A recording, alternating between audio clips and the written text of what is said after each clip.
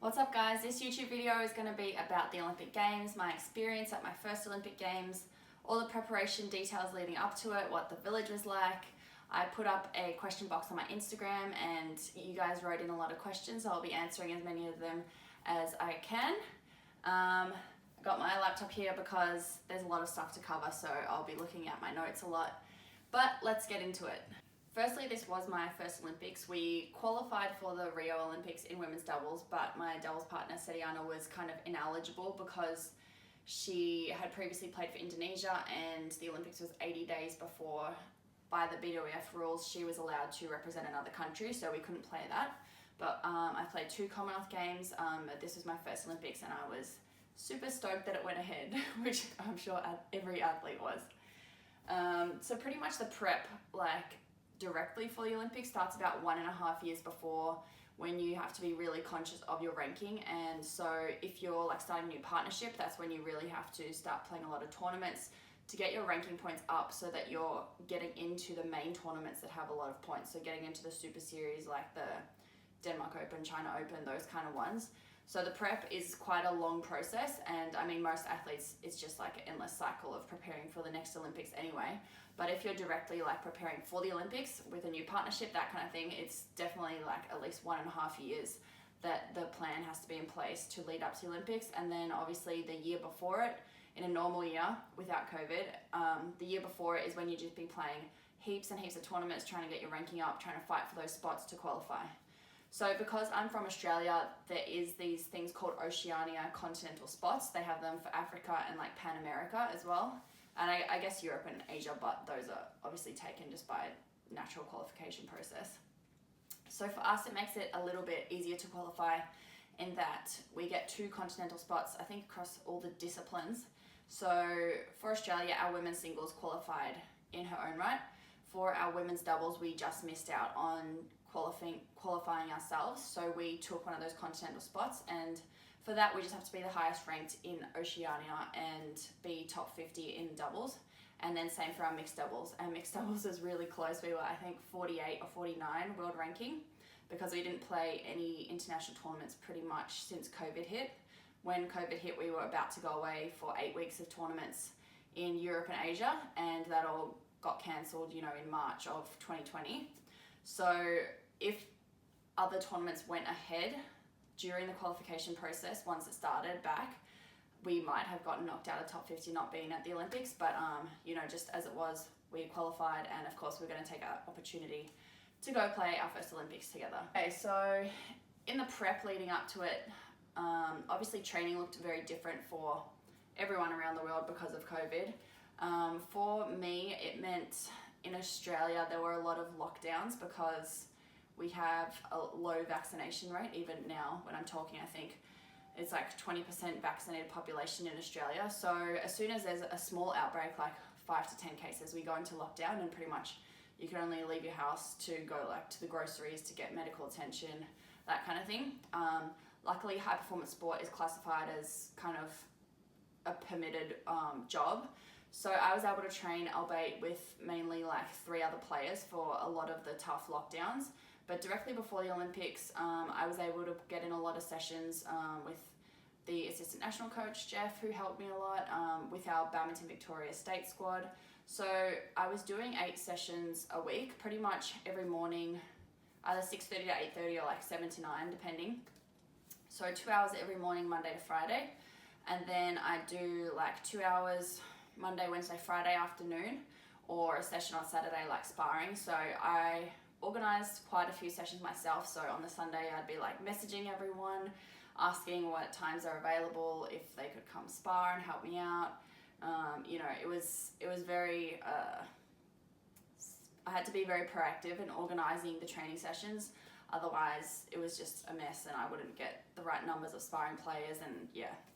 So it was very kind of mentally draining to have to organise all that stuff and really make it happen myself when, there's a lot of national centres out there where you just rock up to training, you just get told what to do. It's very easy in a way in that you just kind of do what you're told, whereas when in my preparation it was very I have to make everything happen or else I don't get the training that I need. So yeah, it's nice to kind of take a break now after the Olympics and not have to like push so hard with everything.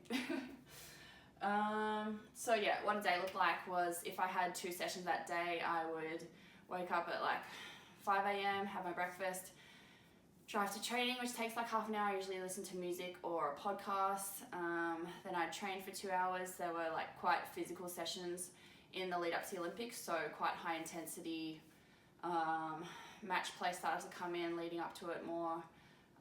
But yeah, it was tough training, and yeah, I was feeling very fit at that time and my body was coping pretty well. Then I would usually go to the gym and stretch or do rehab for a bit if I didn't have an actual gym session. So I do gym 2 times a week with weights, and then once a week with bike, and then the other days I usually do like stretching, rehab kind of stuff. So I go do that for maybe an hour to 2 hours depending on which session it was. Go home, have lunch, maybe watch some Netflix, talk to my mum if she's at home if we're in lockdown, just chill out, and then I would go to training again. Usually in the afternoon it takes like 45 minutes to get to training.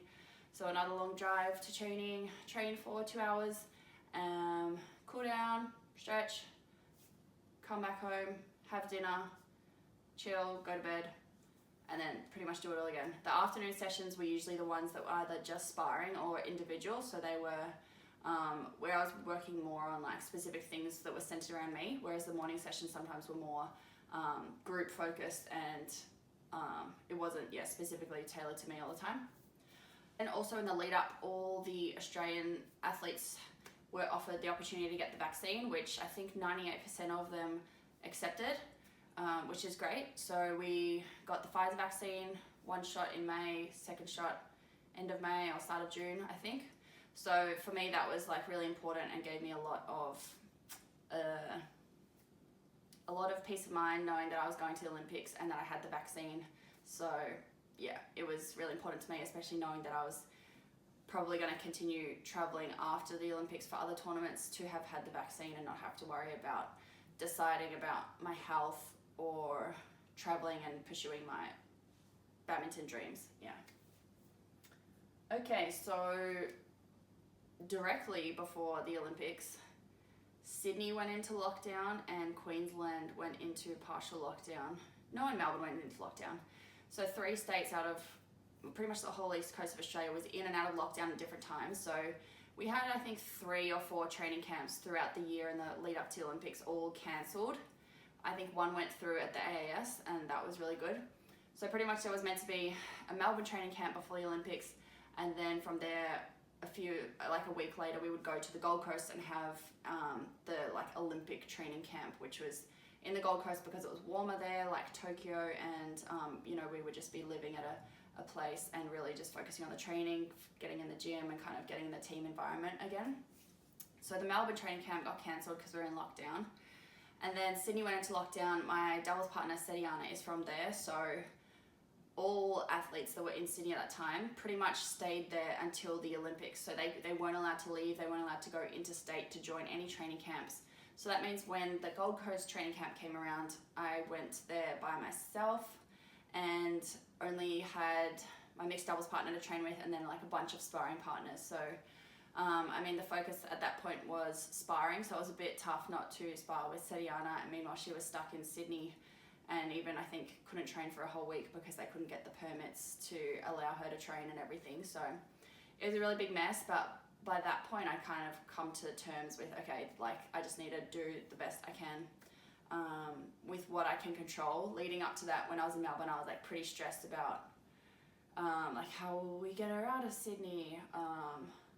What can I don't know, I was just like trying to find solutions to all these things that like I couldn't really find solutions to, and it was stressing me out a lot. And then I just like chilled out and was just like, okay, I just gotta train, I just gotta recover, that's all I gotta do, just focus on that. So that helped me mentally leading up to the Olympics, I think, and I think that helped me like create a very positive mindset. Even at the Olympics, like still, things went a bit crazy, but I just kind of came back to the fact that like, okay, if I can't control that, I shouldn't worry about it. I just need to try and adapt the best I can and control what I can control. Yeah, so we got to Gold Coast. There was one week training there. So pretty much kept the same format as my training back in Melbourne. So it was 2 sessions a day, either 1 on court and 1 gym, or 2 on court. We did a lot more sparring, and we had like some mini tournament kind of things as well. I actually felt pretty, like my body felt pretty bad at the Gold Coast. Like my feet were aching, I was like very tired, didn't feel like I was recovering. So I kind of eased back a little bit there, just to make sure that I wasn't smashing myself and then getting to the Olympics and just being wrecked. I think a lot of athletes do that because they think to feel like they've prepared the best they can. They're like, I just gotta smash myself. But in reality, you wanna come to the Olympics, fresh, and your body needs to be ready to perform and not dead from all this preparation that you've been doing.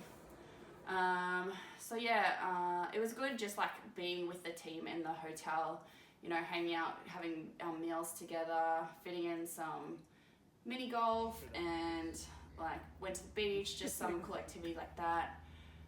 And then we also had a lot of workshops while we were there, kind of briefing us on the Olympics. We had a great talk by Alistair McCaw, who is like a sports psych. So he like zoomed in from America, I think he is, and he kind of just told us a bit about what to expect at the Olympics, to kind of know that nobody has ideal preparation. So don't think that like you're at a disadvantage because you have been in those lockdowns or you've missed out on training, because pretty much every athlete that's at the Olympics has had to overcome some sort of adversity and some, hurdles, challenges, things that affected their training in the lead up. So I think that was good, because I think as an athlete, you're always comparing yourself one way or another to the competition. Like they're ultimately who you're measuring yourself against in a way that who you're trying to beat. So I guess kind of, not already putting yourself at a disadvantage in your mind, that helped me as well. So when we're at the training camp, I think on the Thursday, and when we're flying out on the Saturday, I think on the Thursday is when the draw came out for the Olympics. So the draw is, for those that don't know, the Olympics is pools. You're in pools, so you play everyone in your pool, and then a certain number, depending on singles or doubles, progress through to like a knockout phase. So as I'm doubles, the doubles is pools of 4. So for the women's doubles, we found out that we were against Korea, China, and Denmark, and we were kind of happy with this. We like playing against Korea usually. Denmark, we were excited to play because we've trained with them a lot, and we've never played them in the tournament, and I think we feel like in our heads that we had a good opportunity there to beat them, so we were pretty happy about that. And then China, we were also pretty excited about, because we've never really played any of the top Chinese pairs in a tournament. There was one really good pool that had kind of only the top seed was kind of the main competition, so obviously that would have been better. And then there was another pool in the women's doubles that was really stacked, and it was like all 4 teams were in the top 10, I think. So could have been worse, could have been better. I think we were fine with our pool. In the mixed doubles, I think all pools were kind of tough, but we had Praveen Melati from Indonesia, Watanabe, and Arisa Higashino from Japan, and then Matthias and Alexandra from Denmark. I think in the mixed doubles, our expectations were a little bit lower, so we were just happy to kind of get the experience against these players and excited to play them. We didn't have as high expectations as my women's doubles, I guess you would say. Okay, so pretty much we left Gold Coast 6 days before the Olympics would start and we would play our first event. So we left on the Saturday, and then we would be playing on the following Saturday my first match. Yeah.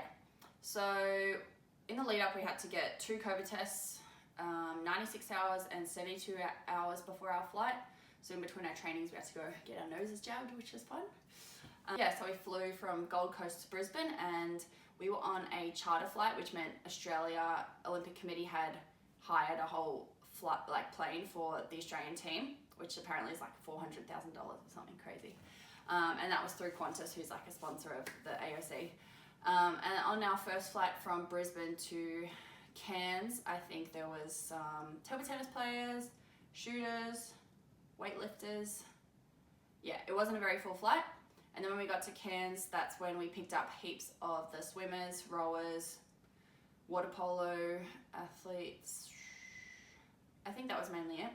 And that was quite a long process. Like, we landed there, had to wait on the plane for ages, got off the plane, took some photos, got back on the plane, had to get off the plane, take some more photos or something. But that's where I got my favorite Qantas pajamas. Let me get them. I didn't prepare my props properly. Forgot about that. Oh, that's lame. I only got the pants. Anyway, there's a top that goes with these pajamas, and they're awesome. And I sleep in them like every night here in the Olympics. So yeah, happy that I got those pajamas for getting on and off that plane twice. So then we had the flight from Cairns to Tokyo. I think I had a road to myself, which was pretty sick. Then we got in and we knew that we were going to have to go through quite a long process. Some athletes had already arrived and we'd heard that it had been a pretty long process to get through the airport and to the village. So our whole thing took about 6 hours. So from we landed, took a while to get off the plane. Then when we got off, there were already like other athletes seated in the airport. There were just like millions of seats laid out, and we just had to wait our turn before we could go and do a saliva test at the airport. So that was my first time doing a saliva test, pretty much just where you spit saliva into like this little test tube. And then we had to wait for the results. That took a while. We had to that's where we got our accreditation for the Olympics. So they like laminated it on the spot for us there. And then there was just a whole long wait to get our luggage, to get out of the airport onto the buses, and then eventually like the buses left. So I think it was like 1 a.m. Tokyo time when we got on the bus, or 2 a.m. I don't know. I fell asleep on the bus a little bit. Then we got into the village, had to put all our bags through the security, get on a little bus inside the village, and then they take us to our accommodation.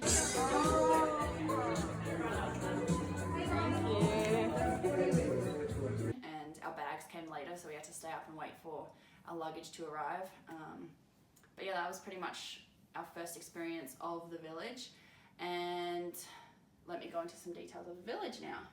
Firstly, everything is free. Pretty much everything outside of the souvenir shop where you buy gifts for people is free. So I don't have it because I had to give it back, but you get a Coca-Cola thing that has a sensor, so you can go to the vending machine that has like Coke, Powerade, Aquarius, sports drinks and water, pretty much just those 4 drinks. And you can just get a drink anytime from those machines. There's like grab and go stations for snacks all around the village. Yeah, but pretty much you have no expenses. So yeah, lots of free food. You can't leave the village aside from getting on the bus to go to your competition venue. So you couldn't go, to a cafe or go out for dinner or anything like that. The people that were like physios and like media staff that were staying outside of the village at a hotel, they were still in a bubble system there, so they couldn't leave their hotel or go to a shop or anything. They couldn't even go for a walk like outside the hotel, so I think it was better to stay in the village in that case. But yeah, pretty much like bubble system, everything. So the process to get to the competition venue was that we had a pretty long walk to the badminton bus stop, maybe like 1 kilometer in like the 33-degree sun. So getting out is pretty simple. You just walk to the bus stop, get on the bus. That was every half an hour, pretty much most days, and catch the bus there. It was like 50 minutes to an hour and 20 on a bad morning. It was like we missed half our training and had to like ask for extra training time. And then coming back, catch the bus back, and then you have to scan your bags, put your accreditation to this thing and like show your face, like a scanner, and put your hand to like a temperature thing. So that's pretty much the process to come and go. The rooms in the village, they are pretty basic. They like have obviously made the rooms so that they can just knock them down, like the layout, knock it down and just like turn it into, nice apartments or whatever afterwards. So the walls are like not finished. They have like nails showing, like they haven't bothered to paint it or anything. The room was pretty much just like a little closet, 2 beds and a bedside table and a light. And then the configuration for our apartment anyway was that there were 4 bedrooms. 3 of them had 2 people and 1 of them was a single person. And then there's like a little common area that just had like a round table, some fold up chairs, a little fridge, a kettle, and a toaster, I think. So that was the extent of it. There was like a little balcony as well, and then 2 bathrooms. I guess the 2 bathrooms was nice, better than one. And that just had a bath, a toilet, and a sink. That was all. So very minimal, nothing fancy. And then of course there were the cardboard beds that kind of went viral, that were apparently meant to be anti-sex beds, but I feel like that is just totally made up. Like, it doesn't make sense whatsoever that would be the reasoning behind it. From what I've heard, that it's meant to be just like a green games and be environmentally friendly, so it makes sense that the cardboard can then be just folded down and, you know, recycled. And from what I felt sleeping on it, it was like super sturdy, just like any other normal bed. If I hadn't seen it, I wouldn't have known anything different about the base being made from cardboard. The mattress was super hard. I think that was made from something recyclable as well. But I think unless you love super hard mattresses, which I think a minority do, I think it would have affected athletes' performance and their ability to sleep, because it wasn't very comfortable. The Australian team had these mattress toppers, which were a bit softer, which was nicer to put on top as well. But yeah, I don't think the mattress was the best for the overall majority of people sleeping on them. Okay, everyone wants to know about the food. The food hall was pretty much this really big space, upstairs anyway. There was a downstairs and upstairs, this really big space that's just, the edges are all just kind of like buffet style food.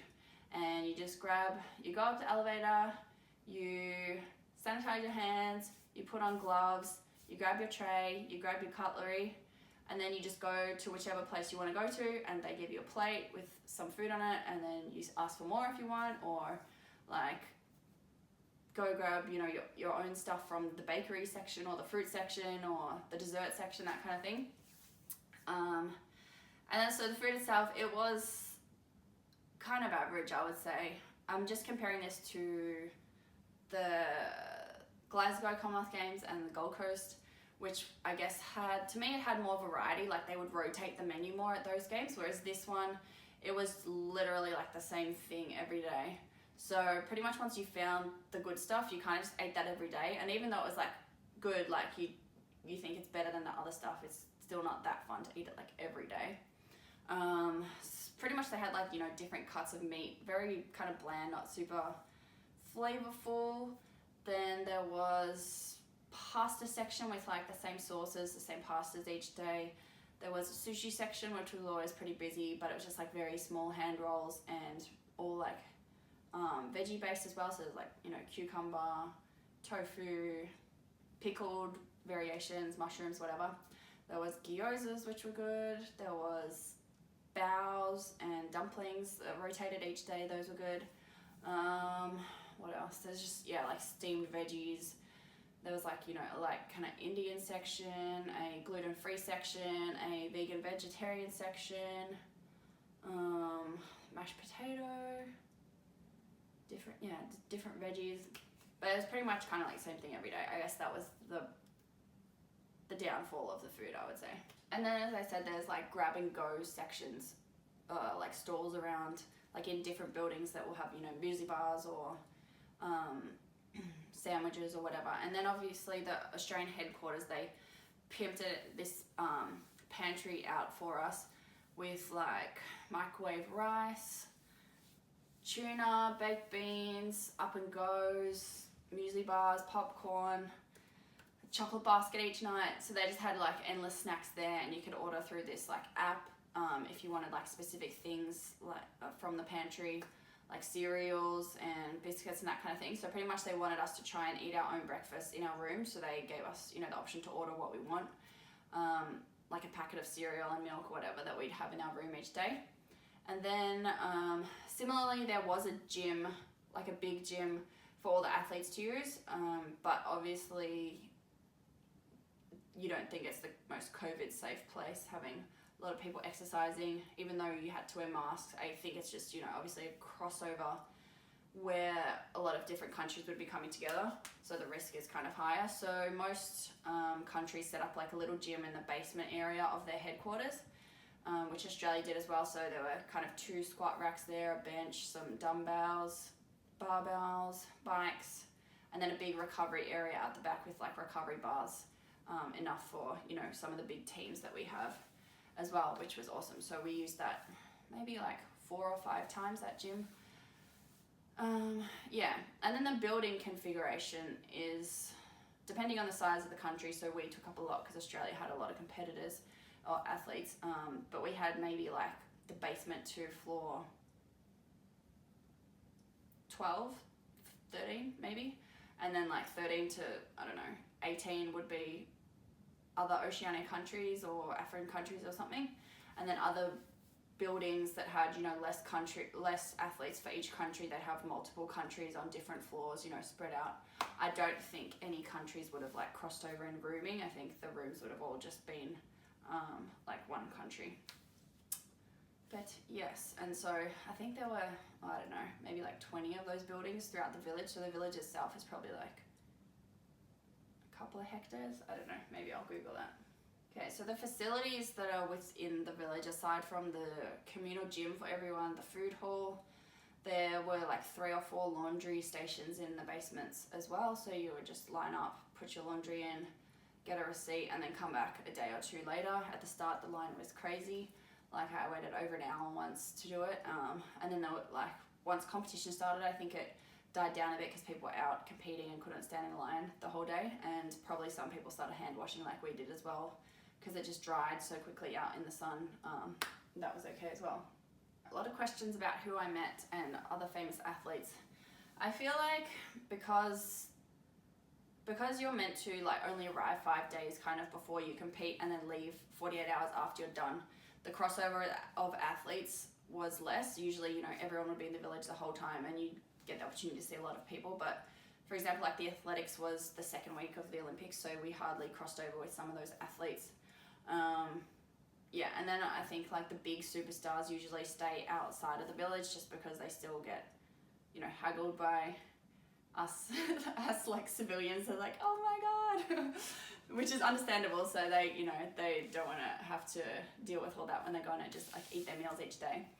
But yeah, I didn't see that many superstars. I think the main ones I noticed were, I think I saw like Zverev, the tennis player. I really wanted to see Simone Biles. Somebody asked who did I fangirl over.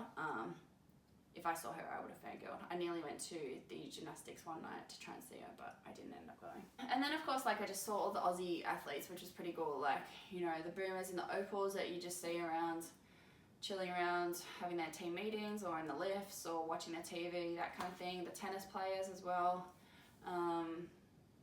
Yeah, the swimmers, it's just cool being around all the athletes, just in the day-to-day bumping into them. But I wouldn't say I really fangirled them. So in terms of like COVID and mingling, you were pretty much around the Australians. It was okay to mingle. I think I don't know, it wasn't really spoken, but we came from Australia that had like hardly any COVID cases. So the chances that we had COVID were very low. And then, you know, everyone had done the 96-hour, the 72-hour COVID tests, and the COVID requirements in the village was that every day you had to spit into the tube and do the spit COVID test. So yeah, Australia I don't think had any positive cases whatsoever. So we were able to mingle with other Australians. Still, like, we always wore the masks if we were around people aside from eating. And I was actually really surprised just going around the village that everyone pretty much always wore the mask even when they were outside. I thought more people would just be like, oh, I'm outside, it's fine, I can take it off. But it was actually pretty good, to see everyone obeying the guidelines. Pretty much the biggest mask off place was like the dining hall that had the clear partitions to like stop you from blowing air COVID around. In terms of people, I guess I made friends maybe with some like Australians that I'll probably just keep in touch with on social media. But I don't know, I feel like most athletes are very busy doing their own things, traveling, and it's not like you make a bestie and you go and see each other every day kind of thing. In terms of COVID, I don't know how it worked with the volunteers, to be honest, because I feel like they all went home. But in saying that, Japan was in lockdown anyway, so I feel like they would have just gone home, stayed home, and then their partners and stuff would usually have just being at home as well. I don't know. But I think the volunteers were not strictly in like a bubble system, but probably had daily tests or some other protocols that they followed as well. And then I think in terms of if you got a positive case, then you obviously got taken out of the village, and then your close contacts maybe had to all do a test. But as long as the athlete's test was negative 6 hours before they competed, then they were fine to compete. We didn't really hear much aside from like the news of positive cases, which I think among the athletes was like pretty low considering how many people were there and where everybody came from. I think I was pretty impressed that like the numbers went higher because I thought they could have been. So some of the Olympic gifts that we got. So all athletes got a bag from the Olympics, like Athlete 365, which had a phone. I haven't really opened it, one sec. So it had a phone. Let's do the unboxing. Samsung, I don't even know what it's called. Samsung 21, S21. So that's it there. It's got pretty much the unique features that it has the Olympic rings on the back. So it says worldwide partner. It's got nice cameras, but I haven't turned this on. I'm really reluctant to use technology for some reason. Or like new stuff, I just don't like breaking new technology. And it came with headphones as well. Galaxy Buds Pro, haven't opened them. We got a SIM card. We got the thing to use at the vending machines. The Australia team gave us this power bank that I'm using now, which is like the most used thing from the pack. It's awesome. It does like, I don't know, 2 or 3 charges. Obviously the pajamas. So every country gets these pins. So like the Australian team give you these pins, and then like other countries, you know, they give you your country's pins. And the tradition is that you swap them with other countries, and then you pretty much usually pin them up along here, and you try to, you know, collect different countries. I was very bad at this. I've kind of pretty much just forgot to take it out of my bag the whole time. And people would come up to me and be like, do you have any Australian pins? I'm like, oh, no, I don't. They're in my room or whatever. So these are the Australian ones. I think they're pretty sick. There's this kangaroo, which is super cute. Just an Australia square one and another Australia one. And then like when I got to the point where I was like, oh, I have like so many left, I can't be bothered swapping now. I was like, oh, I'll just keep them and give them to my friends and family as like little mementos and souvenirs, because I didn't get everyone something from the souvenir shop. But what I did get from the souvenir shop were these shoes. I think they're so cool, such like a cool memorabilia thing from the Olympics. Like they're so unique, colorful, say Tokyo 2020 on them. They're Asics, and they're actually a similar design to our team shoe, as the Australia team was sponsored by Asics. So we pretty much have this same kind of tongue bit that's kind of exposed, and the gel. So they were cool. They were expensive, like, I don't know, $270. Mostly the souvenir shop was pretty expensive. You like the key rings to get them, they were like $10. Yeah, but stuff was out of stock a lot. Like athletes would just buy it out, so it was just dry. Then there was this Asics store as well, where you go and you get your foot scanned, and then they gave you these Asics shoes, which are pretty cool. So these were free. They're just light, very casual, and it has like a soft bottom, so you can wear it as a slide. Like it's designed to wear as a slide or a runner, but I wouldn't be like running in this. So we had the accreditation as well. Pretty much the like BTM means that I'm badminton and that I can only really go to badminton, so that's why you can't go to other venues. But they're not very strict in actually like checking that. So yeah, and then I have like emergency numbers from Australia for the Australian headquarters, and then they also had some phrases for Japanese to learn. And then I also put like my match notes in here on my bag when I play, so I'll write out like a few key tactics, and then I'll just like have it on my bag to look at if I want to at the intervals. Usually I forget, but sometimes when I'm like, I don't know what to do, I'll look at it and be like, oh yeah, okay. Yeah, so pretty much you have to wear this everywhere. If you forget it, like they won't let you into the dining hall probably won't let you onto the bus, that kind of thing. So it's like something that you have to remember to wear all the time. And then also you'd like attach your keys for your apartment onto it and that kind of thing. Asked if I was scared of COVID. I guess especially at the start in the village I was, just because I just wanted to play my match, and like in my mind that's like, then it's like you've done what you've come to do kind of thing. So I was kind of more paranoid of COVID in the travel stage and before I played my match. Coming from Australia, I feel like we're a bit more scared of it than like Europeans or something, who are kind of more comfortable having gone back to living around it. So at the start I was scared, and then I guess as it went on I got more relaxed. I was like, okay, I've done like 3 out of 6 of my matches. I haven't got COVID, like that's all right. And then like by the end I was like, okay, cool. Like I've played all my matches, I haven't got it, I can like not stress a bit anymore. I still took all the same precautions, like did the hand sanitizing, my mask, everything, but just mentally, I think once the matches started to progress and I just like got through them, then it was better. Okay, so Australian uniforms, pretty much every team, like it changes from team to team as the like Australian Olympic Committee or whatever country the athletes are from, they are responsible for giving the uniforms. So for the Australian team, they give us everything. So for us, we have our competition wear, like the stuff we play our match in as well, which some other countries don't do because they only have like a few athletes that are in that certain spot, so they don't want to in that certain sport, so they don't want to make a whole, design a whole uniform around that when there's like 4 athletes. I guess just in terms of cost or something, I don't know. But pretty much for the Australian kit, we got a lot. So we got 2 tights, 2 short tights, 2 kind of short shorts, 2 kind of basketball shorts, pretty much maybe like 6 t-shirts, 3 in one material in different colors, so yellow, green, white, and then 3 in another material in those colors, and then another 3 in like a polo design, 2 running singlets in yellow, 2 in green, 2 like other singlets. What else?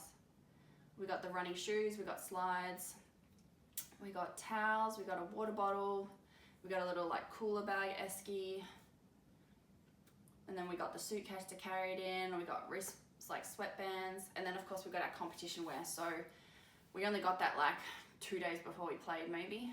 So I got, I think, 4 skirts and 4 shorts, and I played in both. I played most of them mixed in the skirts and most of the doubles in the shorts, just because in the women's doubles I like to match my partner, and she preferred shorts and usually I prefer shorts as well, but I just wore the skirt for the mix because I think it looks good, and I wore the polos for the mix kind of because I wanted him to wear the polo. I didn't want him to wear the singlet, so I got the polos for the mix and I wore singlets and shorts for the doubles. And then we got like 2 of each of those shirts in each of those colours for the competition. We got hats as well, like bucket hat, visor, cap. Somebody asked how many times you shower there, because it's like literally like 33 degrees, so you wake up, maybe if you wake up at like 7 a.m, maybe it's 28, 29 degrees, and then from there it's just like 33 degrees the whole day, and then drops again to like 28 when it gets dark. So it's pretty hot. So yeah, I showered probably like 2 to 3 times a day. It pretty much as soon as you go outside, if you come back, then you kind of usually want to shower. I like to shower like after I have physio, if I have like cream on me as well. Obviously if I train, then I shower after that. It was hot. Did I walk around at the village much? I didn't walk that much before or during the competition, just because like I'm playing my matches, I'm walking to the bus already. I would have liked to like walk around a bit more, but yeah, my feet just like, I don't want to run out my feet too much. So once I was out of the competition, I explored the village a lot more after that. And there were those autonomous buses that you might have seen driving around. So pretty much I think they're like, the route is set, but there's just a guy like controlling the speed. So he'd like, slow down for the crosswalks when there's people, and then he'd speed up, that kind of thing. Yeah, and then the overall like vibe of the village, I guess, you know, with so many people, it kind of just feels very busy. So I feel like it might have been harder for introverted people because there's not so many spaces that you can kind of chill and be alone, like, you know, where you might go to a park or like sit on a bench. Everywhere you go, there's just like other people coming around. You couldn't go like really eat alone because the dining hall is very busy. You couldn't go outside the village to, you know, go to a cafe to chill or whatever. So I think it was a bit hard for anyone that was like introverted because the village felt so busy, and like, you know, there were people that were waking up very early to exercise, and there were people that would stay up very late. So it was just kind of like round the clock, a bit of mayhem all the time. Oh my gosh, I haven't talked this much in a while. Being in quarantine. Next stage, competition.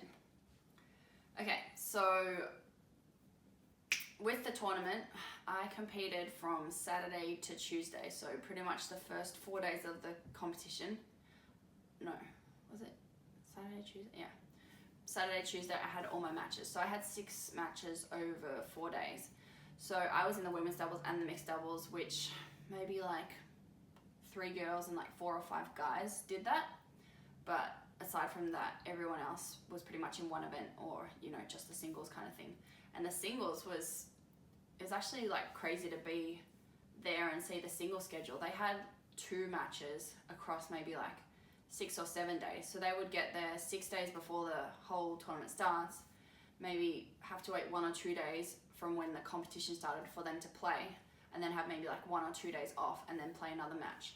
So it was pretty weird schedule for them compared to, you know, a normal tournament where it's just like back to back to back to back days. Yeah, so I think mentally that would have been quite hard because you're, like, the Olympics is such a big thing that you've built up to, and then to kind of be there and it to take so long to like get into the exciting stages and to get going would be hard. But for me, I was lucky that I was in 2 events, so I got to play a lot of matches, which I'm really grateful for, to kind of get the full experience of competing at the Olympics.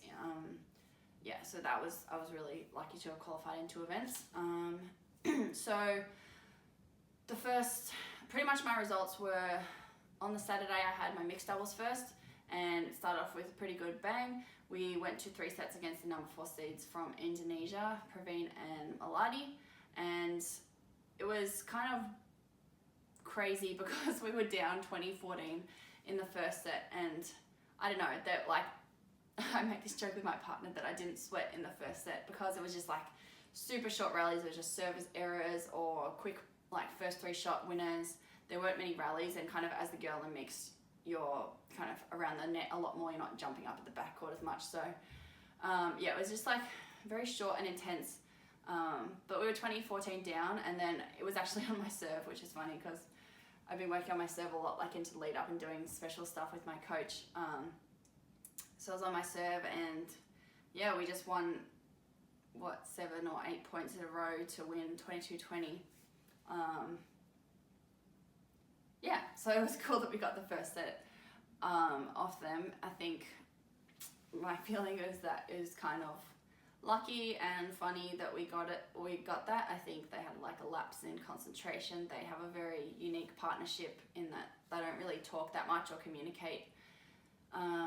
They just kind of move on to the next point regardless of if they made a mistake or an awesome shot. I don't know. And then the second set, I think we were up maybe around like 15-13 or something, and we just kind of crapped the bed, and I don't know, just started doing different stuff from all the stuff that had worked to get us there, which is really silly, and it's something that I still do kind of regularly. I think like, oh, they know what we're doing now, we need to try something different. But it's like everything that was working before got you to that point. Why would you change it now to try something different? Anyway, we started like pushing up to Praveen, and he just come in and smash stuff, and we weren't as like aggressive around the net, which was working at the start. And then we lost the third set as well, but I think we were really happy. Well, I was really happy to have just, you know, got a good match as my first one in the bag. I think because I started with the mix as well, where I had kind of less expectation on our result, I was not very nervous going into it. And because me and Simon, I don't know, we have like a very like bro friendship, where we just like banter and we just get along, and so the match was kind of like having fun between the points and making jokes, and I find that I just really enjoyed the game and felt relaxed because of that.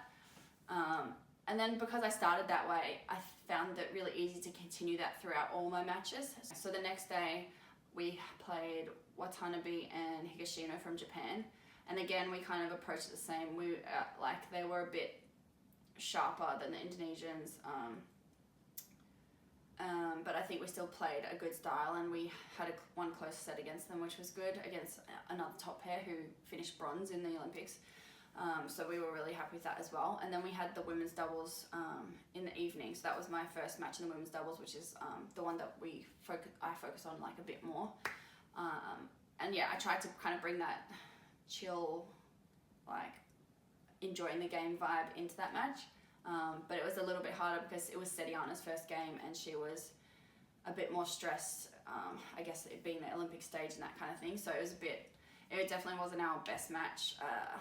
Yeah, I could feel the stress on court between like her and me, and like us trying to find a solution against a really strong pair who weren't giving us like any opportunities to do anything, and yeah, it wasn't that fun. But physically I felt fine. So that was my first day where I had 2 matches in the one day. So it was a hectic day as well because the first match was delayed. So pretty much like woke up, I think I did some stretching and stuff in the morning in the gym, had breakfast, and then we like did our analysis for mixed doubles, went to the courts, warmed up, which, you know, that whole process like takes an hour or 2 hours, whatever, with the bus and everything. Warmed up, played our match, which was delayed. Maybe finished that at like 2 p.m, came back from the competition venue to the village, pretty much showered, went to analysis, got on the bus, came back to the stadium, warmed up, played the match, played crap, did the media interviews afterwards, which is like, how do you feel about that match? And I'm like, yeah, we played pretty crap, not very happy about it, can we go now? And then, yeah, came home and I found I had it like the next 3 days, I had night matches, and I found that I was like very buzzed afterwards.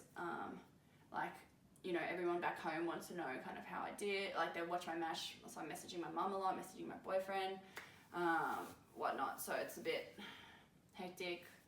I tried to keep up with my social media as well, especially after the first match against Indonesia. I got like 10,000 followers that day from Indonesian, you know, badminton lovers. So I saw it as a good opportunity to kind of just like stay on top of my social media. I wasn't sure what I was going to do in the village, if I wanted to put much effort into social media or just ignore it and focus on the matches. But kind of after that, I was like, okay, I should try and like be a little bit regular with some posting and like updates to kind of capitalize a little bit on the opportunity that is the Olympics and all the eyes on the Olympics. And then of course, like I kept my Insta stories up as well because I thought, you know, with everyone back home in lockdown, it's like they want to see what the village is like. They want to, you know, everyone's so curious about this whole event. So I wanted to kind of bring my friends and family and my followers kind of into the village so they could experience it and get an insight into what it was like. And the next day, Denmark in the mixed doubles, we played so the first set we played okay, the second set, just like more errors were creeping in, and yeah, we didn't take as much initiative, that kind of thing, I think. We played China that night, and we didn't play that well again, just a bit stressed. Same kind of thing, we didn't play that well. And then we had the women's doubles against Denmark, which was obviously our best opportunity to do well in our pool. At this point, obviously we weren't going to make it out of our pool because we lost our previous 2 matches, and Denmark had beaten Korea as well, so it was between Korea and Denmark who was going to go through the next round. So we were playing Denmark, and then the Korea was still playing against Chinese. So we trained with Sarah and Maiken a lot in Denmark previously, and kind of at tournaments, you know, when we're warming up for the competition, we do sparring against them, and I think we were kind of moderately confident that we would win because we've played them in training matches before, and it's usually kind of close, or we have the advantage, we feel. So we were pretty excited for that match. had good tactics. I think we just got a little bit lucky in the first set. I think they were obviously nervous that the pressure they had to win, to progress out of the pool. And then I think their experience from playing us, they kind of knew that we had some things that could hurt them as well. So they knew it was going to be hard anyway. And then, so we won the first set, we lost the second with kind of just errors and just, not errors, well, errors, but pretty much like hitting to the things that we knew they were good at, as opposed to sticking to our tactics, which was, you know, to move them around, that kind of thing. And then the final set, we won quite convincingly. I think they just struggled a bit in the final set, and we just kind of got into our rhythm with what we needed to do. So that was super nice to finish on a win with Setiana as our last match, and that was fun. Everyone likes winning. Cool. Pretty much someone asked like how I was feeling about the competition. So overall, I wasn't really nervous. I think the overriding emotion I had was like gratefulness that the Olympics was even happening, that I was able to compete, that I was healthy. Like, I've had a lot of injuries and stuff in the past, so that I was fit to play.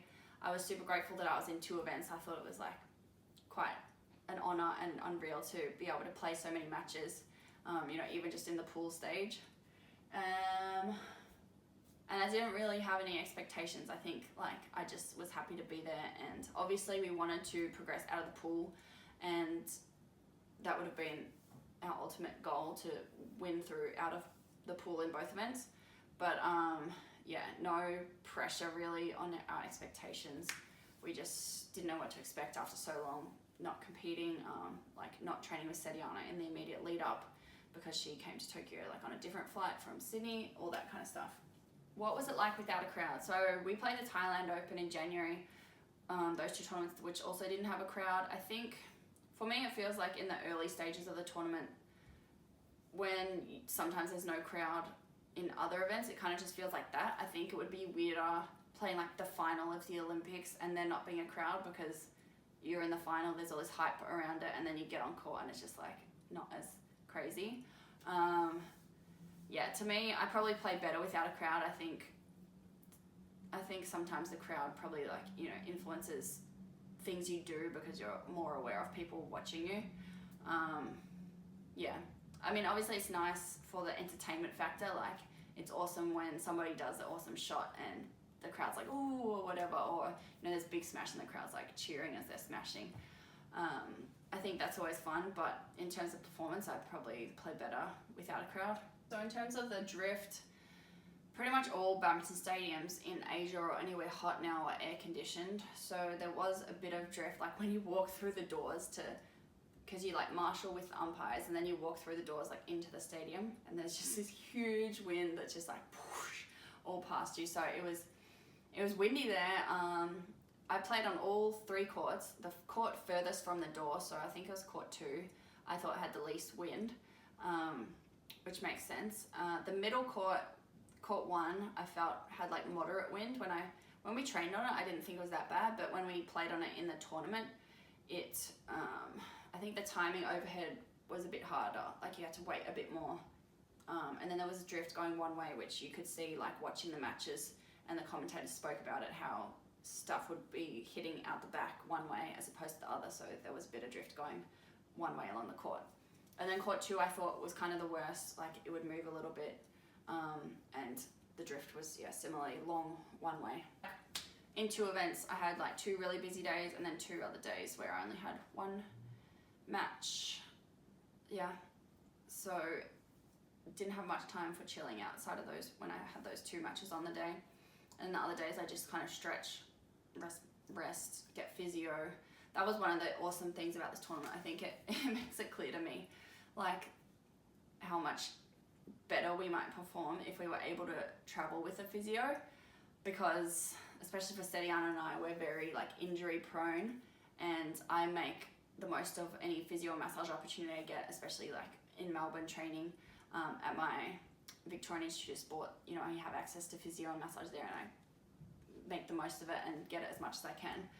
I think it kind of highlights to me that it's like would help a lot if we could afford one to travel with for tournaments, but it's it's very hard with the kind of budget that you have coming from a small country. Other countries like Canada and America and, other small European countries, they don't usually travel with a physio. But it kind of highlighted how much more we could like reduce our injury risk and improve our performance if we had one traveling with us. I feel like I was just like way more on top of little niggles. She'd kind of suggest things that I should and shouldn't do in the warm-up, what I should do immediately for recovery.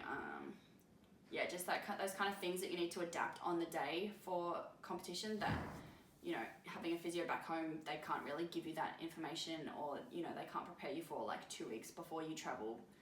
Yeah, it's just not the same. Super grateful to the Australian Olympic team who provided physios and stuff for all of us. One of the questions was, who accompanies you to the Olympics? So obviously this COVID Olympics was very different to other ones. Pretty much what we were allowed was one coach for us 4 players. I think this varies depending on the country. So for example, like Indonesia, who's their badminton team, is like a big contingent of their Olympics. They would send more coaches, more sparring partners, more medical kind of for them. And then, I think it just varies between the countries. I think outside of a COVID thing as well, then you have options of, a superstar like PV Sindhu, who often travels with her parents. They could probably travel with her. I don't know if they were at this Olympics, but I think like the restrictions around that were tougher because it was kind of a COVID Olympics and they were trying to reduce the numbers as much as possible. So pretty much some of the badminton teams obviously have their own physios and medical team that always travel with them to tournaments. For us, we never have that. So the Australian Olympic Committee have like communal physios. So they had a base of like 2 apartments set up for physio treatment in the village that athletes can just book into, and then there were still like obviously physios for the big teams like the rugby, the boomers, who have their normal physios that will always travel with them anyway. So we were able to get one of the physios to come to most of our matches and to kind of be treating us in the village as well. So a bit of some questions about the format of the whole like badminton Olympic draw. So there's only 16 pairs for the doubles events, and then obviously some people like me play 2 events, because pretty much I think the restrictions are around the number of athletes for each sport. So I think that's why it's 16, and it makes it hard. Ideally, you'd have like 32 pairs, like a normal draw kind of thing. But I think the restrictions around, having so many sports in the village, having so many athletes, they have to make caps for each sport. So that's what it is for the doubles, is that there's 16, and when there's players that play 2 events, this opens up places in the singles because it's easier to slot in extra singles players. It doesn't affect that like 16 draw configuration at all. So I think the women's singles is maybe like 13 pools of 3 players. So they all play off in their pools, and then just the top 1 only went through. And I think in all the women's singles, all the seeds went through. And in the men's singles, they had maybe, I think a bit more, maybe 14 pools, and only the top 1 went through. And I think that's where some of the upsets were, where Momota lost to the Korean. Kevin Cordon beat someone. Nkalong, maybe. Those kind of things. I guess my opinion on it, I don't know. I mean, they've obviously looked at it long and hard and tried to find the best way to do it, and this is what they've come up with. I think it's only been this pool system since 2012 Olympics maybe, so I think before that it was probably knockout. I think the pool system is good. You get more matches, you get to watch more people play. As an athlete, obviously, and being, not a highly seeded one, it's nice to be able to play in more matches and get that experience. Like I said, I found it weird in the singles how they have like so much gap between their matches, and honestly, like some of the quality of the singles in the initial stages is not as high. So I mean, they have this thing where they obviously want more countries participating and they want more reach in like the nations competing, because I think the sport itself, like badminton, gets more funding or better standing if they have more countries participating. I feel like that's what I've heard. So I mean, if they have all these other restrictions, it's fine, but from a like entertainment and spectator point of view, the matches like leading up to the knockout stage aren't that awesome in singles, I would say, some of them. So yeah, I don't know what they could do besides making like the qualification process harder in terms of ranking, I guess. Okay, so I was asked who was my toughest opponent. In the women's doubles, probably, I don't know, Korea and China, we didn't do that well against either of them. But in the past, we have done okay against Korea, like we've played 3 sets with them and that kind of thing. So I don't know, maybe China, maybe the China Du Yue and Li Yunhui. And then in mixed doubles, probably Watanabe and Higashino were the toughest. Praveen and Melati, I don't know, they just so like slow and seem like they don't care. It's just weird. But Praveen's smash was probably the hardest. Praveen or Christensen's smash was the hardest. Watanabe's smash wasn't that hard, but he had a deceptive drop that you like had to be aware of because he jumped so high and that kind of thing. Okay, someone asked, is the Olympics the hardest competition? I think in terms of like playing matches all through to the final, it's probably quite hard. Just thinking of like Gracia Polly and Apriani who won, they had like 2, I think, really long matches prior to the final. So I think physically that is quite hard for them. And then obviously the tournament is like a bit longer, so it's maybe like 9 days compared to the usual 7 days of matches. But I think the main thing for most players of it being hard is obviously the mental factor, the pressure that they put on themselves, their coaches put on them, the country, whatever, that kind of thing. I think that's the biggest factor that makes it hard. So in that respect, it's kind of as hard as you make it, like if you're in control of your mindset. Yeah, I think then also it's hard in that there's a lot of distractions. You're obviously in a very different environment. You know, we're used to playing these tournaments where we're in a hotel with all the athletes, there's a bus schedule, we all eat in this breakfast hall, whatever. You can go out and get your own lunch.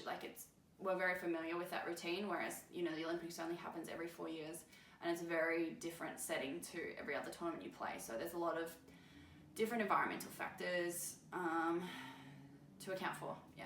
Okay, someone asked about the racket swap. So I feel like silly about it a bit because it's quite common in badminton. Like a lot of, like Gracia Polly did it in the final. Victor Axelsen tries to do it in his singles as well. Like it's kind of common when you break a string, or in my case break the racket head, that people do the racket swap. So pretty much what happened was Simon, me and my mixed doubles partner, we clashed and my racket frame broke, and I knew straight away because I think I heard the sound and I looked like in the middle of the rally, saw it's broken.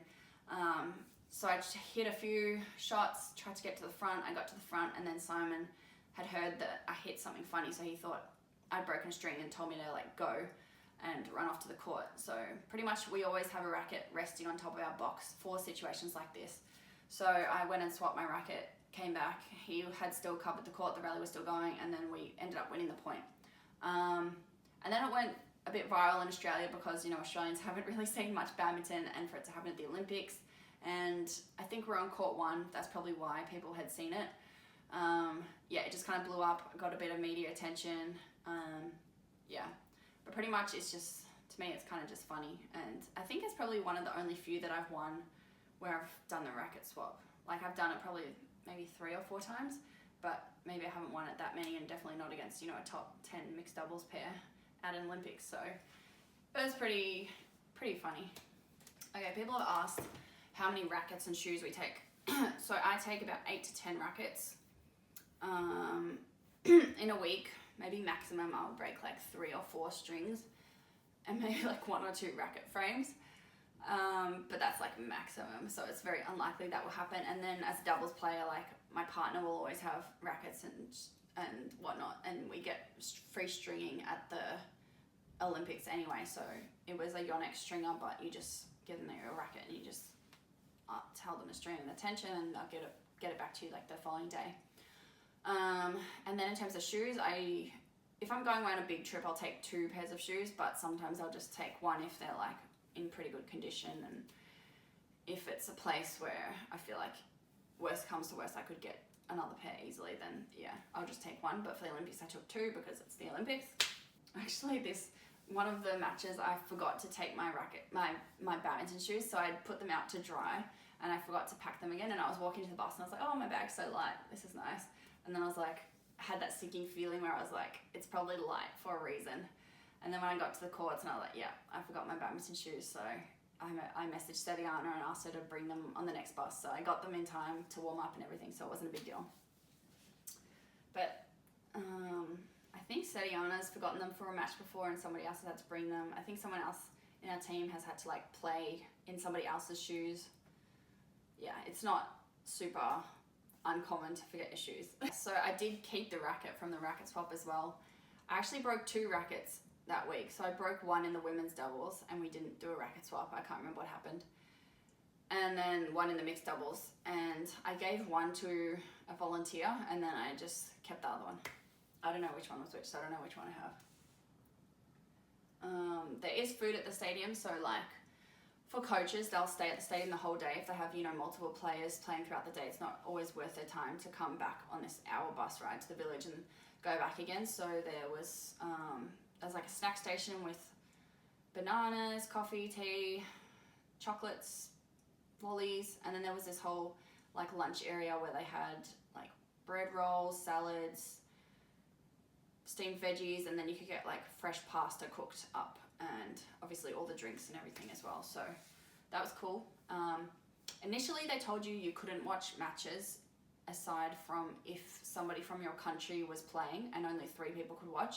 So that was kind of disappointing at the start, because in our first mixed doubles match, when this was the rule, we had like the physio, the sports psych, our women's singles and women's doubles player all there. So only like one of them couldn't watch, which was frustrating. But then by the end, it was, I think it was unlimited number of people in your team could watch.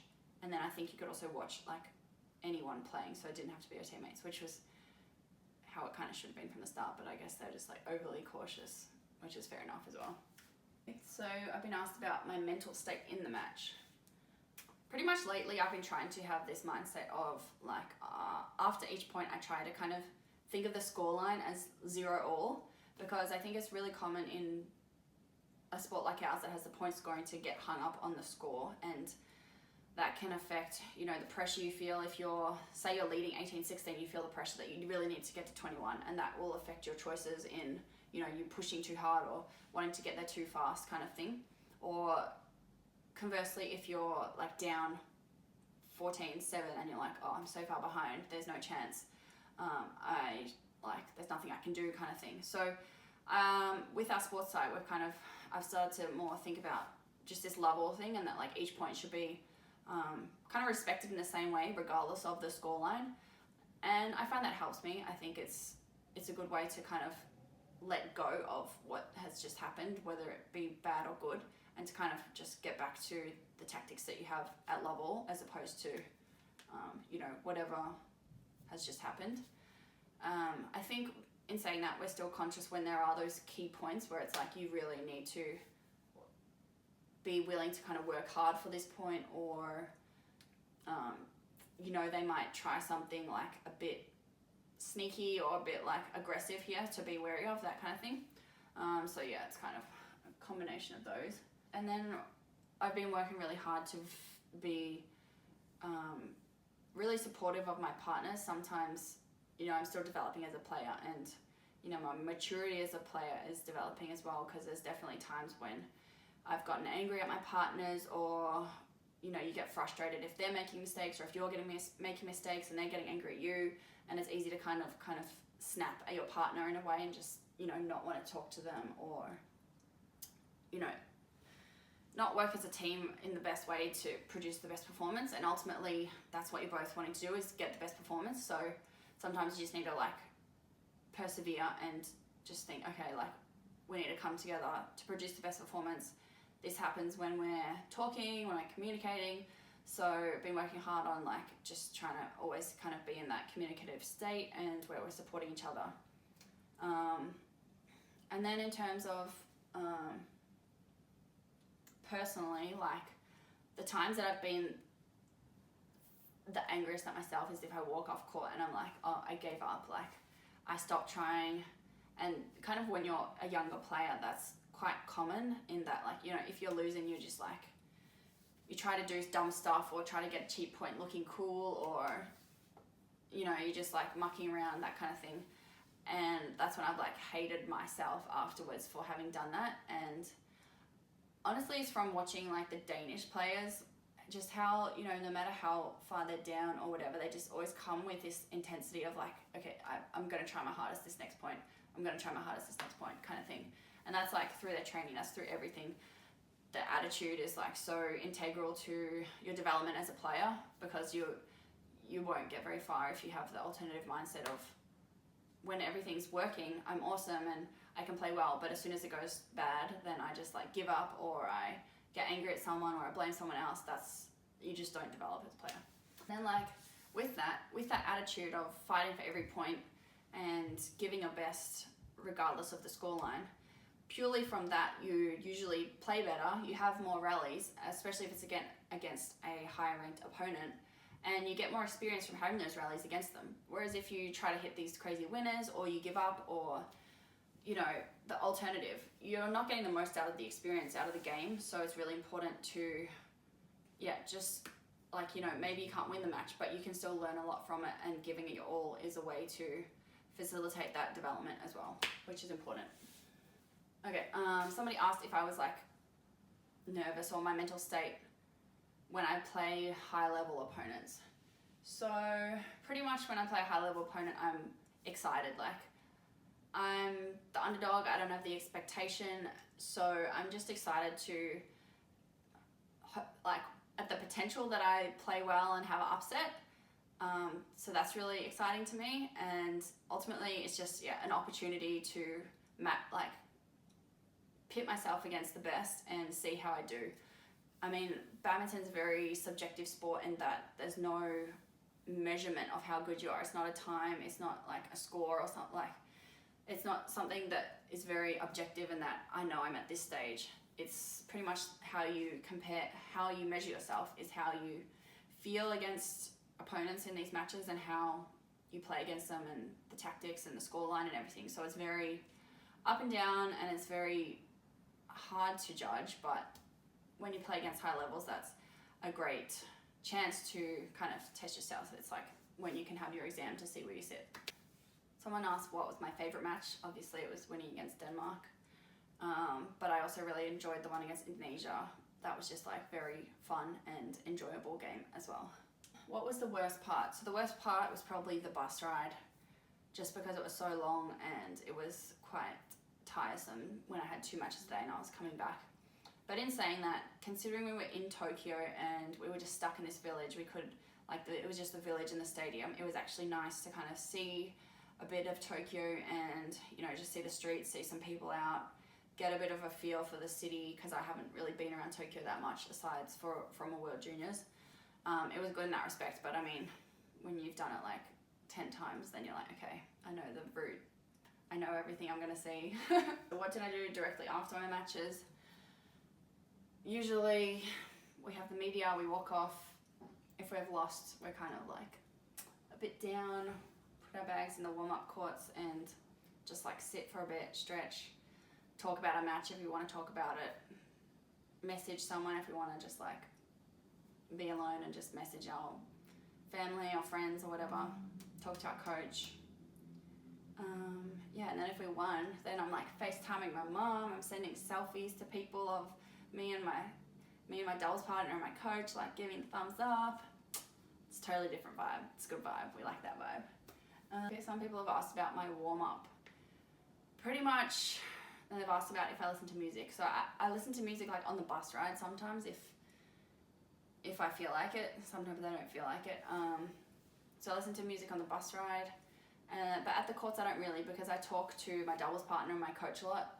I think as a singles player it's probably easy to listen to music because you're just doing your own thing, but I think probably doubles partnerships you wouldn't do it as much just because you're like interacting with people often, so it's just not convenient to take your headphones in and out. But yeah, then we just get there, we stretch. If we're very early, we'll watch some matches on the screen or grab some food or whatever. Do physio. That's what we did most days actually when we got to the courts. We'd get some physio, get any strapping we needed, and then stretch. Do activation exercises like TheraBand stuff that we needed to do like run through, so getting the heart rate up. Then I'd go into dynamic exercises like leg swings, arm swings, and then we get on court and hit. And before we get on court, we try and get like up. I like to get to like a pretty high intensity state so that I feel confident in like the high intensity that I'm about to play with on court. It's tough because sometimes, you know, you get on court and it can just be like very stop-start. It could be like service errors to start, or people are a bit nervous, so sometimes it can be slow starting, but I find it's good to kind of go on with a high heart rate and feel like you're ready and alert and switched on, which I think most players like that. One of the weird things about the warm-up was that here they made you warm up on the court with your opponent. So it was like court 1 was assigned this court for warm-up. Whereas usually at tournaments, you kind of just hop on any court and warm up on your half, and then, you know, like a men's doubles pair or a singles player would warm up next to you, and you kind of naturally just like distance yourself kind of from your opponent, because I don't know, I feel like that's just like kind of what you would do. So it was kind of funny that like if you went onto another court, they'd tell you off and they'd be like, you're on this court, so you do your whole warm up next to your opponent. That was kind of one difference. And then yeah, I found out later on that there was like a camera that was like videoing your warm up that they would sometimes show before your match on the TV, which was funny because we didn't know we were being seen. What was my most tiring game? Definitely not the mixed doubles against Indonesia. The average stroke was 6 strokes in the whole match, I think, which is like crazy low. Probably, obviously, like the Denmark match, that was my other 3-set match, and being women's doubles, it's always more tiring than mixed doubles. But still, I don't think it's definitely not the most tiring match I've played, because we had shorter rallies, and you know, it was actually really cool at this tournament how every court had the Hawkeye, the review for the lines. So I think I had a really good strike rate with that in the mixed doubles and the women's doubles. Like pretty much everything we challenged was in our favor, and everything my opponents challenged was wrong. So that was pretty good. But that like adds breaks to the match as well. What do I think of athletes that lost? So obviously, like, I mean, the main one is Momota, who lost in his pool match. So he was the number 1 seed in the men's singles, the hometown favorite being from Japan. So I think obviously like the pressure just got to him. We watched most of his match, I think, like on our phone in the dining hall, and it just looked like he was very passive, and yeah, I'm sure it would have just been like, he would have just been going crazy inside with how nervous he was, the pressure he felt, knowing he had to win, and that everyone was watching him, and just wouldn't have been able to think clearly and play the game that he wanted to, and would have just started doubting all his stuff, his shots and everything. I think the seeds that did experience that, yeah, probably just felt a lot of pressure, and I think the underdogs that kind of pulled through is just the opposite. They just don't feel pressure. They're excited by the opportunity to upset these seeds in the Olympics, and they just kind of play with total freedom, whereas the seeds, they're holding back, they're scared to go for things in some respects. Yeah, it's just like two opposites, and yeah, I think it's tough being the seed and feeling that pressure and finding a way to not feel that pressure, because it's kind of inevitable in a way, but it's just persevering through that. I think one of my Danish coaches was telling me how Victor, after he played Kevin Cordon in the semi-finals, that he was still like he was still shaking like 10 minutes after he came off from the match, which he won, but that he was so nervous, like he felt so much pressure in that he could not lose to this, you know, 50 ranked guy in the world who'd obviously beaten good players to get through, but like the expectation he felt, and I guess the thought of the missed opportunity if he were to lose to this guy in the semi-finals, being, you know, so close to the medals. Yeah, so it's pretty crazy for the top athletes to prepare for. I think ultimately just trying to, like seeing Grazier and Apriani play, I think they just, you know, they still really enjoy the game, you can see Grazer like kind of making an effort to smile and make that effort to enjoy the game and bring it back to that, as opposed to thinking about the result, thinking about the scoreboard and, you know, the medals and everything. I think that can probably help. Yeah, but I wasn't playing for medals, so I don't know. Someone asked what the medals are made out of, and I think these medals are made out of recycled materials like electronics, like old smartphones and that kind of thing, which you know, is really fitting with the whole green games with the cardboard beds and the like fishing net mattresses, all that kind of stuff, and the autonomous buses. I think that's an awesome thing, and the medals look really cool. Oh my gosh, this is so long. Okay, nearly there. I got 2 more paragraphs left. My throat's gonna go from just talking to the camera. So what happens after you lose? Once you're out of competition, you have the freedom to like watch all the matches if you want to. I think me and some of the players that I know didn't really want to like see badminton for a little bit after the preparation and, you know, everything that's all the pressure and the stress that had gone into like preparing for the games once you're out. And, you know, if we didn't have team mats left in, we were just chilling and just staying at the village and didn't want to take the 1 hour bus ride out. Obviously the players that had their compatriots still playing, they would go and watch and cheer, that kind of thing. But you're meant to leave within 48 hours after you finish competing. I think this like varies. If, for example, you're in swimming and you lose on the first day, but there's like 5 more days of swimming and other people are swimming, you probably like stay till then. But for us, that meant like Wendy's pool was decided on the Wednesday, and I think we left on like the Thursday night. So I finished my match on the Tuesday night. So I pretty much just had like 1 free day and a half there because we left Tuesday night. How did I feel about my matches? So overall, I was really, really happy with my overall performance. I think I was just happy to be at the games, to be healthy and fit and uninjured, to feel like I had prepared really well, knowing that I had pushed myself in the training leading up, that I'd done everything I possibly could.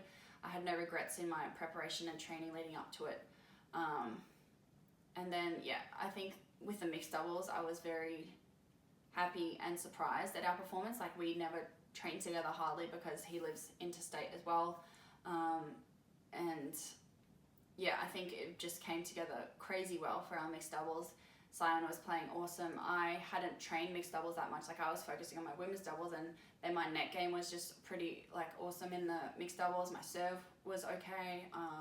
We handled the pressure really well, and we just really enjoyed the games in the mixed doubles, which was pretty special to me at the Olympics, to make sure you enjoy your matches. So yeah, that was awesome. And then the women's doubles, the first 2 matches were very disappointing, but I think, you know, it probably kind of got us to the point to win the women's doubles against Denmark as well, because pretty much our tactic for like the first 2 was like, we need a rally, we have to get into a rally, we can't win the points too quickly, which we didn't do, and that's why we lost them. But then against the Denmark pair, it was kind of similar, but from the 2 losses, we've been like, okay, like we really need to do this now because we're going to lose again if we don't. So it kind of drilled it in that like we have to keep sticking to the tactics if we want to win. So I don't know, maybe it was fate that we lost the first 2 to win the third, whatever.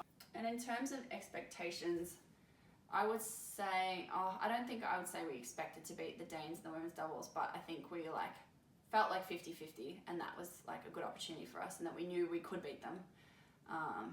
Whereas I guess with the other matches, we knew we'd have to get very lucky to win them and play off our face. So on the day that was free, pretty much there's like some bikes around, because the village is really big, right? It's actually tiring to walk everywhere. Like, I was tired to walk to the dining hall. But so there's a lot of teams had heaps of bikes. Australia didn't, because I guess we put that money into like getting a barista and just other stuff. But there's like communal bikes for the village, not many of them. Like, we hardly ever saw any of them. But on that day, we made sure to find some bikes. So rode the bike around a bit, tried the bus for the first time. We went to the souvenir shop, got like the shoes, some t-shirts for family and friends, that kind of thing, some toys. The night before, Wednesday night, I stayed up the whole night, like chilled at the park with some friends, walked around the village, watched the sunrise, went to the dining hall and chilled at like 2 a.m. just eating like baguettes or something. I can't remember what we ate.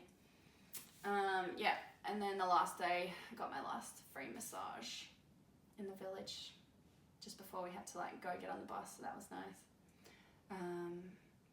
I napped because I hadn't slept the night before. And then, yeah, we had our flight home. It was a bit crazy. It made some newspapers.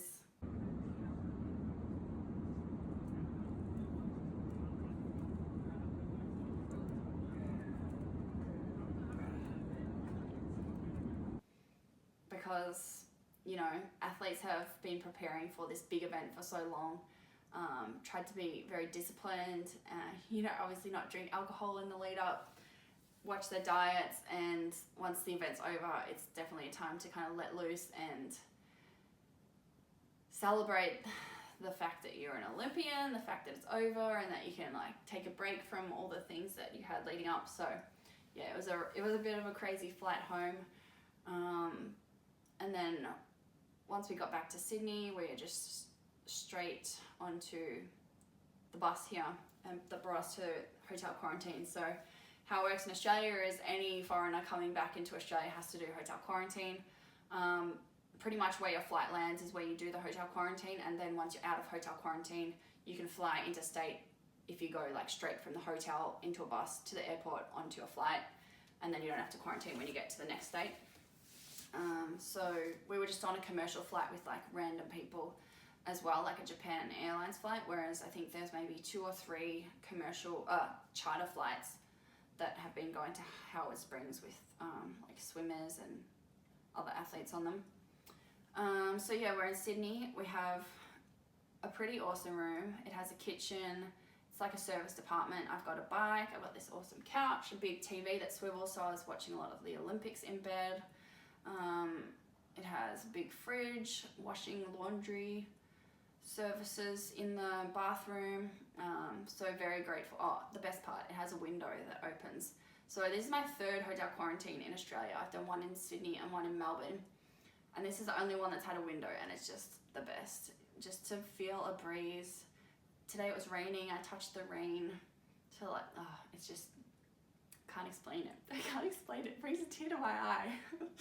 And then my mum sent me flowers as well, and they're really nice to just like have some nature in the room, because the room, it just feels so sterile. Like I'm 8 or 9 days through now, so I'm past halfway. But you know, you're just like living in your own grub for 2 weeks. I mean, obviously I'm trying to keep it clean, but you know, you just like, you drop crumbs here. After big events like this, most athletes take a holiday. I think it's a good idea to do that, because of the like, pretty much all the motivation and the mental energy, I would say, that has gone into the lead up. So pretty much like, yeah, you're just pushing yourself so hard and putting all this pressure on yourself and making all these sacrifices. You know, you're not going out with friends as much. You're cancelling plans to, you know, to fit in your recovery. Like, I've never trained as much as I have leading up to the Olympics. I've never put so much time into my training. Yeah, it's the first time I've been like proper full-time athlete, I feel, and that my body's kind of handled it, that you just have to like have a holiday afterwards. I think to come from an Olympics and go back into training is just like, your motivation is just not there, because when you're training towards the Olympics, you're like, oh, you know, it's the biggest event in the sporting calendar. It's only happens every 4 years, and that's such like a you know, like a dangling carrot in front of you that you're chasing. It's just like such a big thing. So then to come back from that and to be expected to train that hard for, you know, what, like the next time it's the Korean Open, it's very hard, because in your mind, I don't know, it's just like, you just need to chill. You just need to like not think about badminton for a bit, because there's just all the Olympics to process, and then it's just, you have to find that fire again to want to chase something so soon after chasing the biggest thing in your career. So yeah, pretty much I wanted to take a holiday. We planned this trip with family and friends to South Island, New Zealand, I was just trying to like keep it semi-local. Pretty much New Zealand's the only place Australia can travel to without quarantining. But that got shut down while we were at the Olympics. They closed the travel bubble, meaning that if you wanted to go there from Australia, you would have to do 2 weeks quarantine at your own expense, blah, blah, blah. So then I was like, okay, maybe we'll go to Queensland. It's nice and warm in Australia, or go around Victoria, you know, do some road trips, whatever. Now, Queensland, New South Wales, Victoria, all in lockdown. Pretty much, it's looking like I'm going to go from hotel quarantine, catch a flight, get into Melbourne, in lockdown, only in a 5 kilometre radius around my house, 5 or 10 kilometre radius. And if I want to train, that'll be like my only escape from my 5 kilometre radius. So I'll probably like want to train because it's how to get out of my house. So not ideal, but it's crazy times. What do my future tournaments look like? Oh, I'm so excited, honestly. So excited. So there's all these European tournaments at the end of the year. There's French Open, Denmark Open, and German Open, all in October. Before that, there's Thomas Uber Cup and Sudirman Cup in Denmark and Finland. But I think it's unlikely that Australia is going to play them because it's so expensive for us to travel. All our players have to quarantine on return at $3,000 per person. All the flights going there are pretty much, you can only guarantee your flight if you're business class, which is like $7,000, so $14,000 return for each player. And then there's all the hotel costs, taking coach across, and then the issue of flights being really limited coming back to Australia because of the limited numbers of hotel quarantine. So pretty much we would have to pay heaps of money and potentially be stuck in Europe for a while if the whole team were to go. But anyway, our women's doubles and women's singles are gonna go across for the Denmark Open, French Open, those ones, which I'm so excited about. I kind of just want to go to Europe and stay there until Australia has got its crap together with vaccinations and everything, because it's so hard to stay motivated in Australia with these constant lockdowns. So pretty much every time there's a lockdown, I can only train with like 3 other players. We pretty much need a coach there to be able to train, and a lot of the time the coaches still have like other jobs or things that they're doing, so they can't always train as much as we would want to train. And then there's just like every tournament is pretty much cancelled, every training camp is pretty much cancelled. So the things that you're looking forward to, which are training camps and tournaments, they're pretty much all just falling through at the last minute. So you're getting your hopes up, this is what you're working towards, and then boom, it's gone. And you're back to like either not being able to train if you're kind of a lower level player who isn't in this high performance, classified as high performance, or you're back to training with only a few people. So, you know, as a doubles player, it's hard if there's only like 3 people training there and they're both singles players. I can't do, you know, all the drills that I want to do. So yeah, I want to get to Europe, want to have some freedom, want to play some tournaments. I just want to play tournaments. It's been like, we've missed out on a lot of the tournaments that still went ahead during COVID because it was just so expensive to travel there, play 2 tournaments and then come back, do 2 weeks hotel quarantine, and then, you know, come out of that and play a local tournament or whatever. So I think a stint over there will be good, and then we'll see from there if we play like the Indonesia Open in Bali, or if we play some of the other European tournaments. But I'll probably want to stay over there as long as possible, but I might need to come back for like our nationals, Oceania championships, those kind of things, but they'll probably just all get cancelled again as well with lockdown. And then the next big goal, I think that's one of the questions. Next big goal is the Commonwealth Games. So that's pretty much 1 year on exactly from the Olympics in Birmingham. So that's end of July, start of August. And that's really big for us because a lot of our sports funding comes from that. We obviously have a good chance to do well considering it's only Commonwealth countries. So in badminton, the main competitors for us are England, Malaysia, Singapore, Canada, India. Yeah, so these are the main ones. And last Commonwealth Games we came 4th. We were number 1 seed and we came 4th, and that's like the most heartbreaking experience of my life. And when I've probably like been the most down, we lost the bronze medal match 2019 to India, Ashwini and Siki. Yeah, we just didn't play well, and my partner's injured, and it was just a mess. So to get some, what's the word? Not get our revenge, but to like have a good experience at the next Commonwealth Games and hopefully get a good result, it would be awesome. Okay. Someone's asked how many Olympics will I play? It's just the same for like my whole badminton career. I'll just keep playing as long as I'm enjoying it, as long as my body's holding up. Pretty much, yeah, those two things. Hopefully that's at least till Paris. I really would love to play, hopefully, games that's like back to normal, not in COVID. But you know, if I can get to Los Angeles as well in 2028, that'd be awesome. And then it's Brisbane 2032. I'll be pretty old by then, but I don't know, never say never. What will I miss from the village? I will miss just the vibe of the village, like, you know, just being around. It's just like nice to be around so many athletes who have made all the same sacrifices, have all the same aspirations as you, like you share, like, you know, there's only so many people in your life that are high level athletes, you know, your family and friends. A lot of them are outside of sport, and just to be around so many people that, you know, obviously so highly motivated towards their sport, who understand like the athlete lifestyle.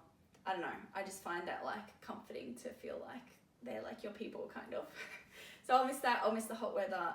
Like, it was very hot, but it was nice because I came from like a super cold Melbourne winter. So yeah, especially at night, I loved like walking around when there was like a breeze and like the balmy temperature like of like 28. That was beautiful. Okay, so Olympic points do contribute to your world ranking. I think it's the Olympics and World Championships are classified at the same level, which is the highest, higher than, you know, Super 1000 tournaments. So the points are pretty good. I think as soon as you like win one match, you get more points, and obviously when you get out of your pool, and yeah.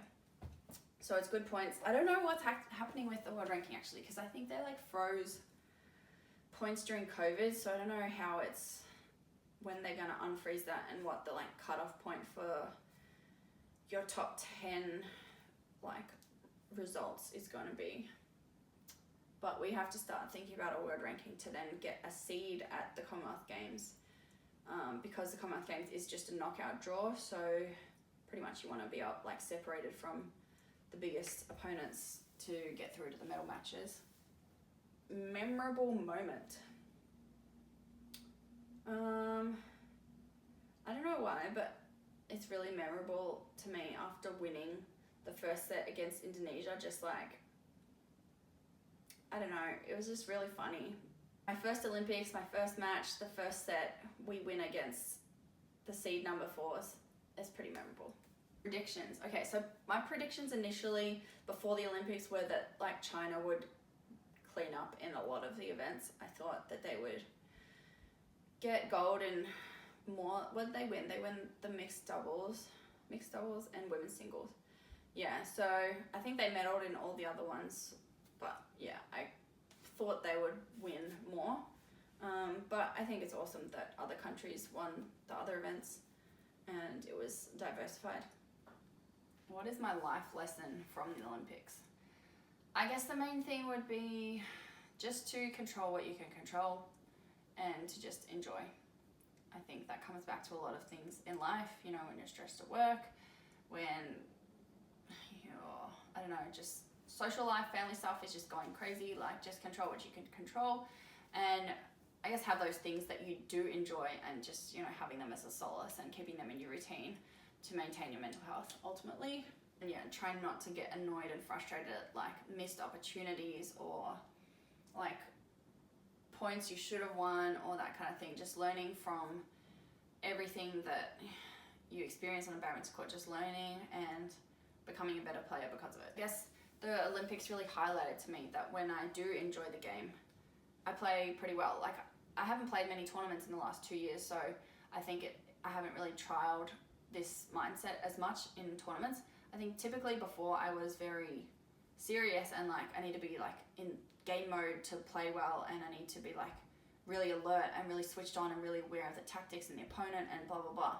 But I think bringing this playfulness and enjoyment to it is very sustainable as well. Obviously, if I'm enjoying the game regardless of the result, then I'll feel more happy about like training and traveling and being away from my family and that kind of thing. Also with that, it also transfers to my training. Like when, especially in COVID times, when training wasn't what I wanted it to be, or I was frustrated that with, I don't know, the drills we were doing, or the sparring plays that I had access to, or, you know, just something that I couldn't control.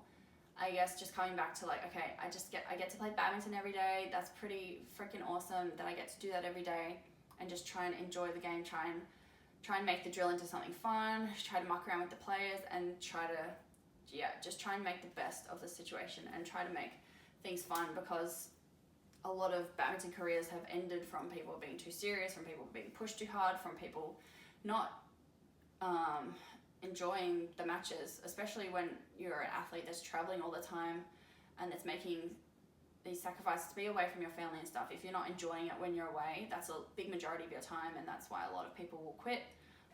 So if COVID wasn't around at the Olympics, pretty much we would have had families and friends all in Japan. That was the plan, for my family and friends to come over and watch and stay somewhere, go on a big holiday around Japan afterwards to Japan and Korea. And then we would have been able to obviously leave the village, go out to a restaurant, go see our family and friends, go see a Shibuya crossing or whatever.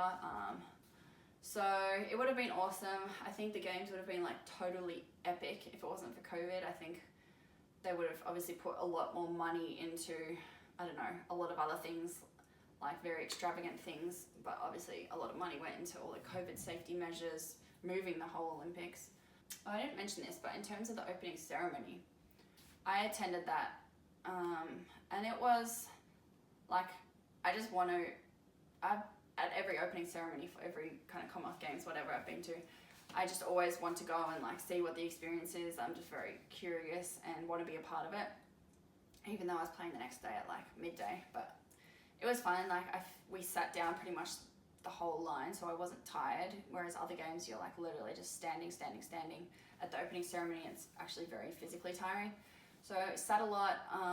It was hot, but it wasn't that bad. And then it was a bit of a letdown in that when you walked out, usually there's a huge crowd and they announce Australia, and then the crowd will all go crazy for you, and you'll have like a big team with you, the Australian team, all like, you know, cheering, dancing, going up to cameras, whatever, taking photos. But it was only like 30, 40 of us that were there, and there wasn't a huge crowd, so the vibe was just different. But it was just fun to be a part of, and just another experience to have at the Olympics. So good that, in a way, that family and friends weren't there, because as an athlete, well, for me anyway, I felt like I had to kind of take care of them in a way. When my mum has been at other events, or my friends, like I've tried to make time to go hang out with them around my competition schedule. You know, I have to like organize where to meet them after my match, to talk to them. Like I'll try to know where they're sitting to watch them. I mean, it's awesome to share the experience with them, but it's also like an added strain, pressure on me to like have to add to my plate, as well as, you know, trying to compete as well.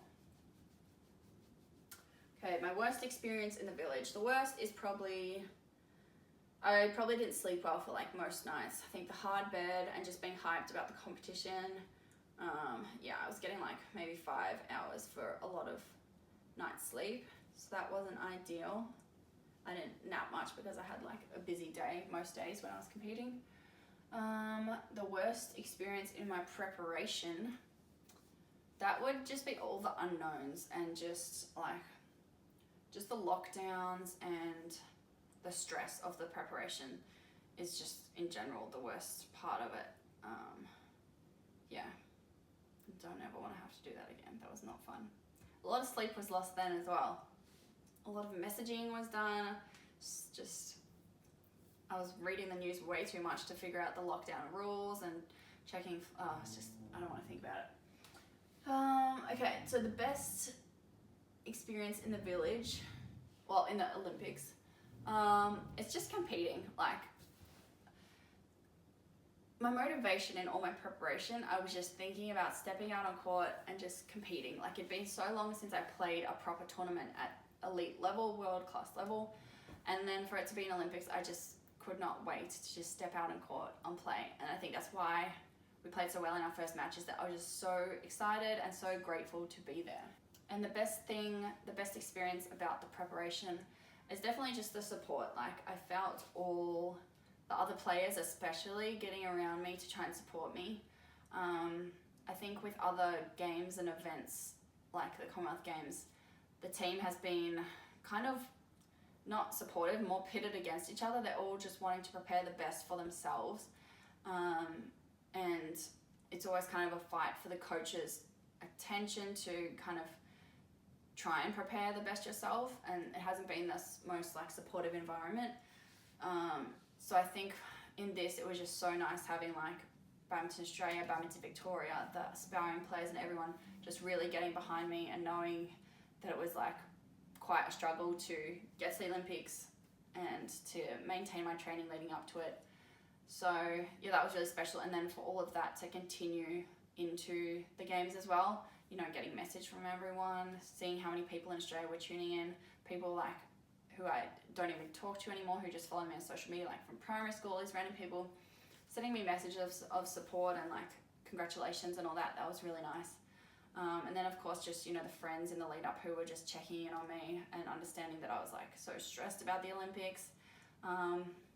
Yeah, and just the support was really nice. So my very long sit down chat about the Olympics is done. 3 pages of notes, 2 hours later. The sun has gone down, the lighting's probably very bad, I'm sorry. But I hope you got some information and details out of the Olympics. I think, you know, I feel very lucky to have experienced it, and I really want to share that with other people who, you know, haven't had the opportunity to go to Olympics, and, you know, it's just such a unique, an interesting event in the world. So I think it's very cool to see the ins and outs of what actually happened at the Olympics, or to understand it better. So I hope this answered a lot of your questions. Please like this video if you enjoyed it, and subscribe. I'll try and upload more YouTube stuff, but it might take another hotel quarantine for me to do that. Anyway, thank you guys. Bye. Arigatou gozaimasu. Okay, is this still even filming? Oh my gosh, 2 hours. Holy crap, 2 hours. I don't know how I'm gonna edit this. Okay. Let's wrap it up.